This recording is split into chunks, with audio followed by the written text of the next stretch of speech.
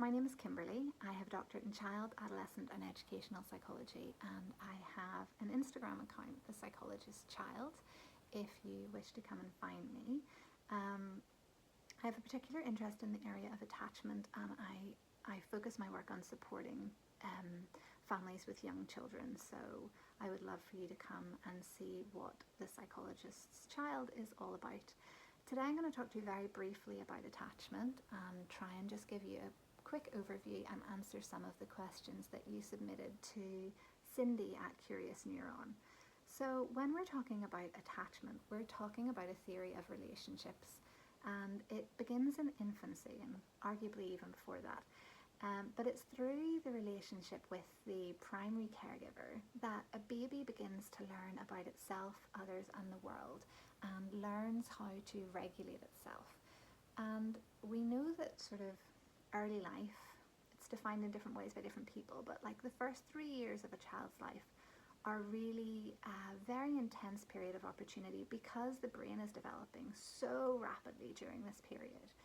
And the brain grows and develops within the context of the relationship with the primary caregivers, which is why attachment theory is of such great interest to somebody who supports families with young children. So through the repeated experiences of having their needs noticed and met by their attachment figure, baby learns that they are safe in the world, that when they need somebody, that somebody shows up for them, that they're soothed, that they learn to go from this chaos and dysregulation to feeling calm and soothed within the context of this relationship. And through those repeated experiences, hundreds of times a day for years, the baby or the infant or the child develops what's called an internal working model, which is a sort of mental template about themselves, others in the world, that they carry with them across life and that influences them across the lifespan. So that's sort of a really brief explanation of what attachment is. And now I'm just going to dive into some of your questions that you submitted to Cindy. So does attachment help with social development in toddlerhood? Yes. So sort of 50 years of research is indicating that a secure attachment is the best predictor of a range of positive outcomes for children. And that includes better relationships across the board, better relationships with their parents, better relationships with their peers, better relationships with their siblings, and better romantic relationships when the child grows up. It influences their social skills, and as I said, it provides them with this sort of working model or this template of what to expect in relationships across the lifespan. So it greatly impacts on social development in toddlerhood.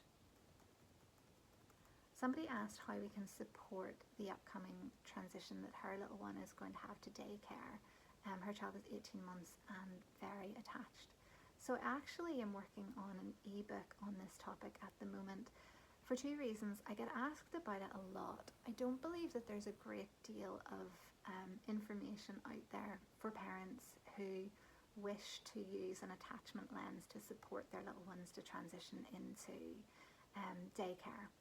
And for also because the reason that whenever I was due to return to work when my little boy was 1, I found it incredibly stressful and would have really welcomed some support from someone at that time. So to put it very briefly, there are two real things that I would be suggesting. The first is to support your child to understand that separations are temporary, to understand that these adults that they love, that they care about, will always come back. Building that up gradually and within the context of safe and secure relationships with other people. And the second thing that I would say is that you will notice that the transition to daycare becomes so much easier when your child has had the opportunity to establish a relationship with somebody within the setting that they're transitioning into. So anything that you can do to build that relationship will really, really help support your child. And that's harder during the current circumstances of COVID-19. I know a lot of settings are putting restrictions on what can be done to build that relationship. But things that we would recommend are things like meeting the child's key adult with you present. So you sort of give your child the message that this person is safe, that they are safe to go with this person. and just allowing that relationship to unfold. Can you improve attachment? Yes, you absolutely can. There is a lot of hope within the attachment literature. So whilst we are saying that, look, the early years in life are really, really important because the child's brain is developing so rapidly, and all of these systems are being laid down with regards to social engagement and self-regulation and things like that. It's never too late to change your relationship with your child. We can all only parent from what we know, and we all start our parenting journeys at different points along the path. We can always change the way that we interact with our children, and we can always move towards interactions that will build a more secure attachment if we feel that we haven't had the tools to do that prior to this point. There are lots of things that can be beyond our control that can derail the attachment process. For example, postnatal depression is something which is really prevalent and can make it really, really difficult for new parents to show up for their babies in the way that they wish that they had been able to. But one of my favourite quotes is, "There is so much time left from here." And there really is, there's always that opportunity to repair our relationship with our children, regardless of their age, and actually even if they're adults. And I think that if you look at some of the posts that I've shared on Cindy's page this week, the 4 S's model by Dan Siegel and Tina Payne Bryson is a brilliant starting point. And their book, The Power of Showing Up, is a wonderful read that can also help us to sort of reflect on our own experiences of our own childhood and begin to develop that coherent narrative that is important in order for us to not repeat the patterns of our own childhood with our children. The next question: how might COVID-19 be affecting attachment? So there's a really lovely model called the Circle of Security, and it talks about these two needs that children have. They need to have us available to them to be their safe haven at times when they feel uncomfortable or uncertain. And they also need us to be their secure base from which they can explore the world. And I think that we can all acknowledge that COVID-19 has been a period of heightened anxiety for everybody, and our children are included in that. They're picking up on our anxieties through a process called neuroception. So our dysregulation is dysregulating them. And also we as parents, in efforts to protect them, have been giving them all these messages about how the world isn't as safe now as it was 4 or 5 months ago. So it's making it more difficult for our children to use us as that secure base from which to explore. They're going to need, depending on their temperament and their personalities, they're going to need more reassurance. They're going to need us to be available to them as their safe haven when they do venture out and they find things a little bit overwhelming. So I would say, I have a post on my page about that, but the Circle of Security model is really useful for thinking about how the coronavirus may be impacting our children from an attachment point of view. And then also I think it's worth thinking about the fact that our children are at home a lot more and spending a lot more time with their primary caregivers and their parents. And for some families that will be absolutely wonderful, but for some families that's creating additional pressures because parents are being expected to work from home whilst also caring for children who are not in daycare and not in school. And that means that our capacity as parents has been greatly reduced, both with regards our physical and emotional availability to our children, but also with regards our ability to do our jobs. So I think we have to kind of acknowledge that yes, our children are having more time at home with us there, but we have to sort of maybe question, well, are we available to them? Are we able to be present to them? Are we emotionally available to them? And reflect on what that looks like within our own family, and be gentle with ourselves about how difficult this period of time is. The next question was actually, a few people asked this one, and it's, can sleep training and secure attachment coexist? I love this question. People tend to not like answering this question because it's very polarizing, isn't it? You know, people feel very strongly about the choices that they make for their families and the reasons why they make those choices. I think it's worth saying that I have not and will not sleep train my son, and it's not something that I recommend to the families that I support. However, I take a very non-judgmental stance in the families that I work with, and I think we really have to be aware of what information is available to families when they're making these decisions about what's in the best interests of their family, and also what is their capacity when they make these decisions. So for example, I am from Northern Ireland, as you might be able to tell by my accent, but we actually moved to America when my son was 16 months old, and becoming aware of the fact that here mothers don't receive the same maternity leave as in the UK. So a lot of mothers are returning to work when their babies are 6 weeks old. So the pressures to protect sleep for everybody in the family are so much greater. But I'm going to try and answer this question as best I can from my perspective, and with an attachment lens, but in a balanced way. So if we look to the literature and the research in relation to cry it out, there really isn't a lot of evidence there that is enough to lead people away from making this decision for their families. But from my perspective, when we look outside of the sleep training research, when we look to infant brain development, when we look at neuroscience and the attachment science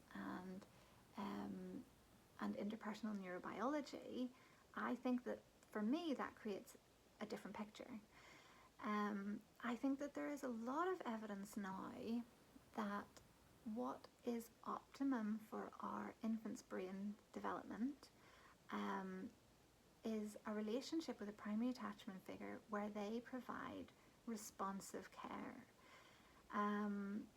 So for me, responding to an infant's distress is really, really important. And it's for that reason that cry it out or control crying or sleep training is not something that I recommend. We also have evidence that infants aren't able to self-soothe, which is something that we are conditioned to believe as parents that we need to teach our babies young. Oh, sorry, my battery is low, but it didn't cut me off. Infants actually need to borrow our prefrontal cortex in order to calm down. It's not something that they're physiologically capable of doing by themselves. So again, that's another reason why I think it is so important for us as their caregivers to show up in those periods of distress, even if that's around sleep. And also because what we talked about at the beginning of this video, which is that infancy is such a period of opportunity because the brain is developing so rapidly. So it's my view that we want to make the choices that are giving our baby's brains the best possible chance. And we know from the attachment literature that during infancy, children are building this internal working model of what relationships look like. So again, for me, it's really important that I give the message to my child of showing up when he needs me. But I think it's worth saying that there's huge differences in temperament. Lindsay Hookway is someone who I really admire in the field of infant sleep, and she talks about how you will have some children who are signalers and some children who aren't. And so some babies, and I've seen this in my friends' kids, they get laid down in their cot and they go to sleep. They don't get distressed about being laid down by themselves. And these are little ones who haven't been sleep trained. They're just little ones who don't dysregulate in the context of going to sleep. Whereas my own son, had I ever tried to lay him down by himself, would have screamed and become more and more and more distressed. So he, being a child that was in distress, absolutely needed an adult to get alongside him and to soothe his nervous system. So there is individual difference here, but for me, when I look at the sort of evidence holistically, I fall down on the side of not recommending sleep training. That said, the original question, is it possible to sleep train and have a child who's securely attached? I believe that it is, for the reason being that it's suggested that we need to be a good enough parent enough of the time, and enough of the time within the literature falls at around 30% of the time. So if you have a child who doesn't become overly dysregulated around sleep, and a parent who is very responsive, very attuned during the daylight hours, then absolutely I believe it's possible that you can put in place measures to try to protect sleep for your family, but still have a child who's securely attached. But for me, there isn't enough evidence that this is right for every child for me to recommend it. So that's my stance. How to keep a balance of attachment when you have more than one child was the next question. And I actually am working on a post on this for my page at the minute. And really what I'm talking about is how there are many things that can impact our capacity as parents. And it just isn't possible to be all things to all people all of the time. And one of the things that greatly impacts on our ability to show up for our children is having other children and having more demands placed on us. And so I think we have to just have some compassion for ourselves and understand that we can't be all things for all people all of the time. And again, be reassured by that evidence that we just need to be good enough of the time. So that is my suggestion. I have a post on my page which is about sort of time in with more than one child, and it talks about this in a little bit more detail. And then the last question is, can a 1.5-year-old be too attached? And the answer is no. So secure attachment is really the gold standard. It's what we hope for all of our children, because it's associated with all of these really positive outcomes, not just in infancy, not just in childhood, but across the lifespan. My personal views are that society places too much value on little people that are independent, and doesn't place enough value on little people who show signs of a secure attachment. So those little ones who in a new or novel situation are seeking reassurance from their safe haven, as we talked about in that circle of security model. We tend to label those children as shy or anxious, and those labels can be really unhelpful, because actually what we can just be seeing is children who are securely attached. And temperament plays a huge role here again, because you will have children who are securely attached who are more willing to explore, and children who will just need a little bit more time before they're willing to do that. So if you have a child who seeks that reassurance from you in novel or new situations, or who is reluctant to transition to other adults, it doesn't mean that they're too attached. It often just means that they're securely attached, and that perhaps we need to spend a little bit more time building that relationship with the other person that we're trying to transition them to. So that is all of the, oh no, there was one more question. If you're still with me. Co-sleeping. Do we need to co-sleep in order to have a secure attachment? Absolutely not. So attachment parenting recommends bed sharing. Attachment parenting is a parenting philosophy that was developed by Dr. Sears, who's a pediatrician. But you do not need to share a bed with your child in order for them to be securely attached. It's something that a lot of families enjoy, but it's not for everybody. Definitely doesn't work for every family.